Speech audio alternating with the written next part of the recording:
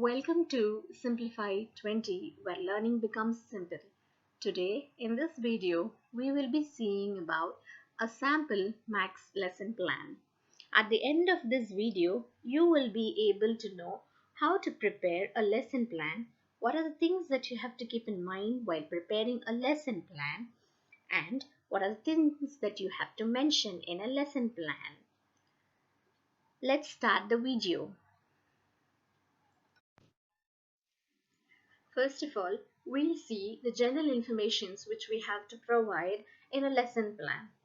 Name of the teacher we have to write, the class which they are going to handle, the time, whether it is 40 minutes or 30 minutes, we have to mention that, and the subject. Here we are dealing about maths, so the subject is maths and the topic today is even and odd numbers.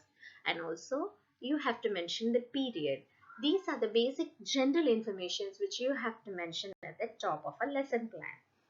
Secondly, we have to mention about the general objectives.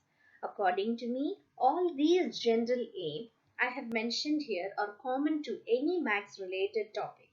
You can use it for any maths related topic.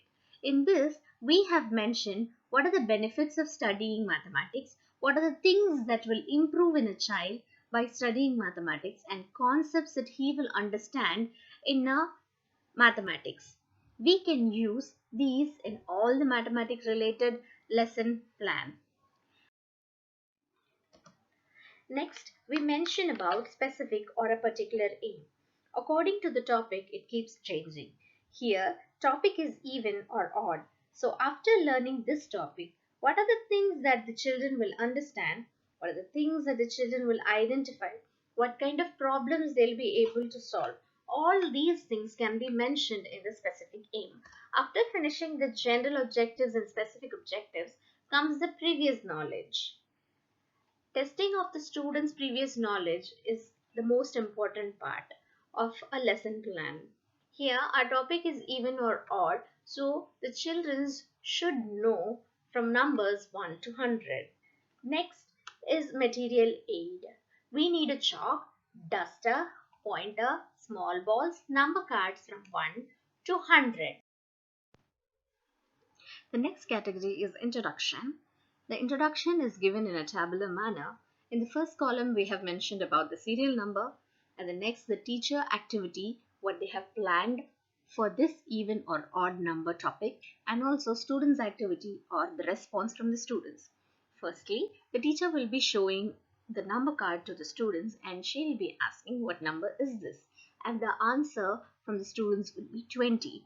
Similarly, she will show the next card and they will give the answer. And finally, if the teacher asks them which one is even number, then the children will remain silent because they doesn't know what is even or odd number. At this point, our lesson plan, the objective of our lesson plan starts here, and then the teacher will make the announcement of the topic saying that today we will be studying about even and odd numbers. The teacher starts representing numbers and she says that the numbers are generally divided into two, even numbers and odd numbers. And she starts her explanation by giving the meaning of pairs. Pairs means a set of two objects. Anything which comes in a set of two, we call it as a pair. For example, a pair of gloves. So we have two gloves and this is called as one pair. The numbers that make exact number of pairs, we call it as even number. For example, 8. Here we have 8 footballs, and 8 footballs, they are divided into 2, 2, 2, 2 each pair. So here in this picture, 1 and 2 makes one pair, 3 and 4 makes the second pair, 5 and 6 makes the third pair, and 7 and 8 football makes the fourth pair. So 8 makes 4 pairs. So 8 is an even number. The number that does not make exact pair comes under the odd number. Example 7. So here we have 7 footballs, but 1 and 2 makes one pair, 3 and 4 makes the second pair, and 5 and 6 makes the third pair, but one ball is left alone. This ball makes the number 7 as an odd number. 7 does not make pairs, so 7 is an odd number. Next, we have a teacher's activity. Now, the teachers give some balls to the students to make exact pair out of it. And also, she asks, is 8 an even number? Then the children will count and tell them yes. And if she gives them and says whether 7 is an odd number, they will say yes, it is an odd number. So the next question may be which number is 13? Then they can easily count and say 13 is an odd number because one ball will be left alone. It doesn't make a pair. Next comes recapitulation. So here we have done a blackboard work. The teacher may write 10 in a blackboard and she can make it into pairs, into 5 different pairs, and she can represent that 10 is an even number.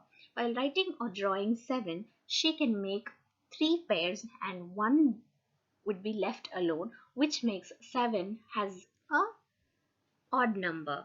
So by this she can recap or she can give a revision of what she has taught. And next is our evaluation question, by which we can find out whether the children have understood the concept of even or odd. By giving these questions to the children, and if they are able to answer it, then we can find out that they have clearly understood today's. Now, the teacher can give homework so that the children can go home and revise the concept of even and odd. Then comes the remark of the teachers, and then the signature of the teacher in the left and the supervisor's signature in the right. Hope this model lesson plan is useful and easy to understand. Thank you.